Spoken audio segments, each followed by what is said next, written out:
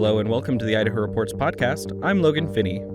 It's that time of year again, with property tax bills arriving in mailboxes and the Associated Taxpayers of Idaho holding its annual conference this week, a place for deep dives into tax issues and state policy discussions. For several years, the event has featured a panel on property tax issues, but unlike in the past, this year policymakers actually had some results to look at, after last session's HB 292 directed state sales tax revenues toward local governments and school districts. The policy appears to be working, sponsors said this week, with reductions of property taxes up to 15 to 20% in many counties. Tax Committee Chairman Representative Jason Monks and Senator Doug Ricks, as well as House Speaker Mike Moyle and Senator C. Scott Grow, said on a panel that their constituents are pleased with the legislation's results, but it's still not a silver bullet to address property tax issues in the long term. At this meeting a year ago, I was standing over there on the next to that wall, and two of you that are here in this room today, we were visiting and saying we've just got to do something about it. Now, at the time, we had no idea who was going to be the head of any committees because we didn't know who was going to be elected, etc. But I did know that Mike Moyle would be around. It's cold enough today that the local governments have their hands in their own pockets, not the states. One of my concerns as they talk about this property tax issue is the state of Idaho currently subsidizes $1 million for taxes. But our citizens keep complaining about property taxes. When your property taxes increase by, 50, 60%, I mean, it's an issue for you. And we wanted to address that. And so one thing I think that's really important that I don't think anybody here on how we wanted to do was to shift it to somebody else, which is why I think other options were, well, let's just shift it to somebody else, let's have somebody else pay that. But we didn't want to do that. And so when I was looking at focusing on the school side of that was because, again, as the speaker said, we don't collect them, we don't spend them, but we do have a role in the education side of it. That's where our constitutional requirement is, providing this education. But so where's the state's responsibility in buildings is where I kind of landed that, and not just me here, this is the legislature, piece of the House. I supported that idea that, that's where some place that we could do a better job on the state side, and that we can address property tax at the same time. People are happy, did a good job. But at the same time, those budgets continue to grow. 3.6 overall statewide. Some did really good. Some actually went down. Anlis County went down like 13% countywide. Canyon County went up 15. I haven't figured out how they got that time, but I will eventually. But as we look to try to solve the problem, we took more ongoing revenues from the sales tax and sent it back to relief. And that's the good thing. People are happy. And we put in a mechanism to do more relief in the future, especially on the school side.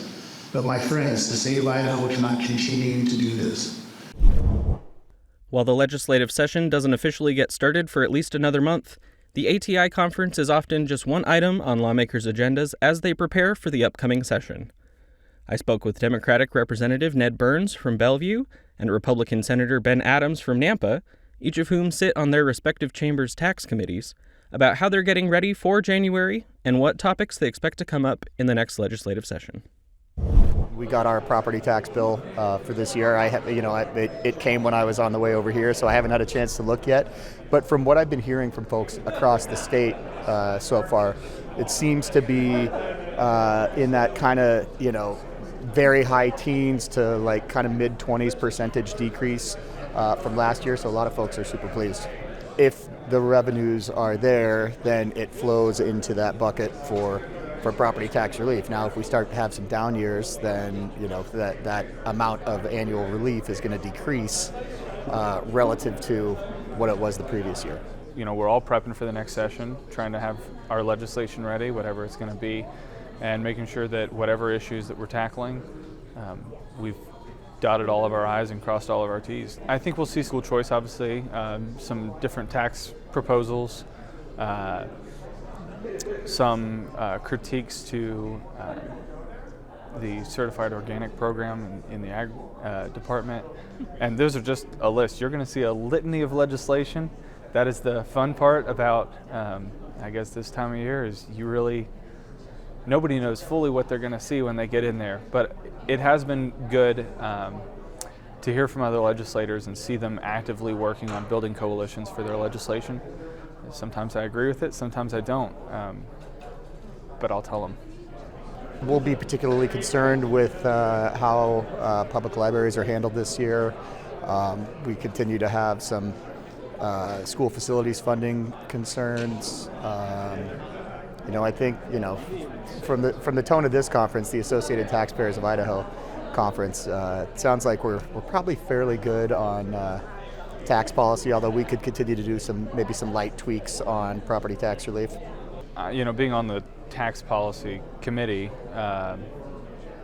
hearing what these folks have to say is very insightful. We obviously get a ton of information through the year, but coming here and meeting with these people that have been for a very long time engaged in tax policy in Idaho gives us a leg up and a lot of institutional knowledge over the last, since 1946 is what they said? Something like that, yeah. So quite a long time of working on tax policy here in Idaho, and I think that's a good thing to have in your back pocket.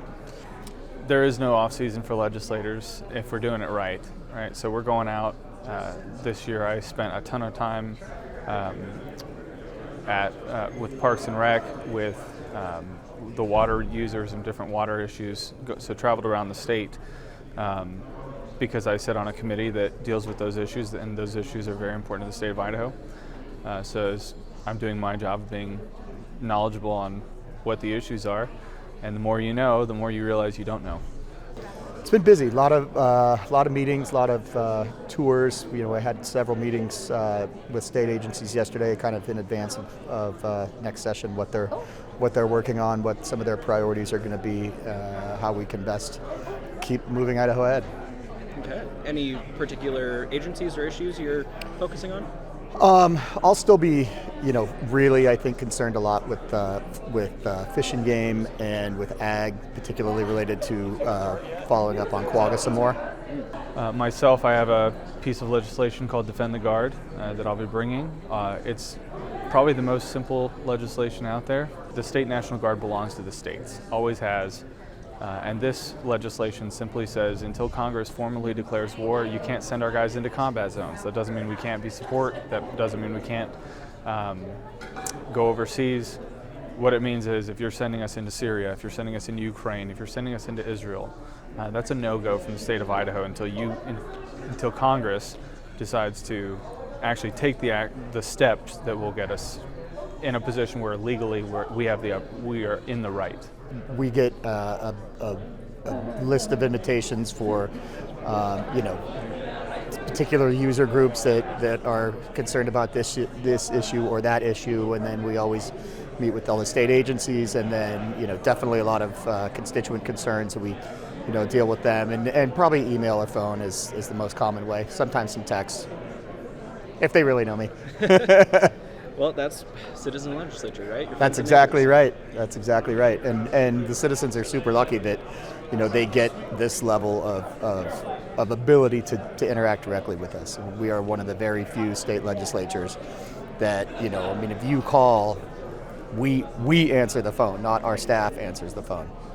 For the folks listening, if you have an opportunity, if you liked the concept that I pitched with Defend the Guard, please feel free to reach out to your legislator and let them know how you feel about it. Thanks so much for listening. You can find all of our reporting online at idahoreports.org, and be sure to catch the broadcast show Fridays at 8 p.m. on Idaho Public Television.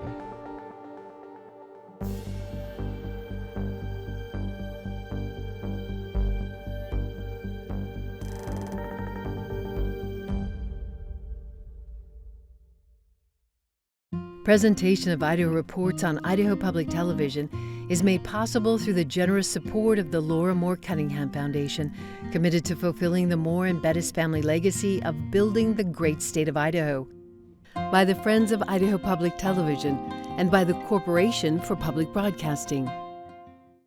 Hi, I'm Marcia Franklin, the producer and host of Dialogue. For more than 25 years, we've been bringing you conversations that matter. More than 150 of those conversations are with writers, and now you can take them with you wherever you go, while you're walking, around the house, or in the car. Just search for Dialogue with Marcia Franklin on Apple Podcasts and other podcast platforms, and remember to subscribe so that new shows download automatically. Enjoy.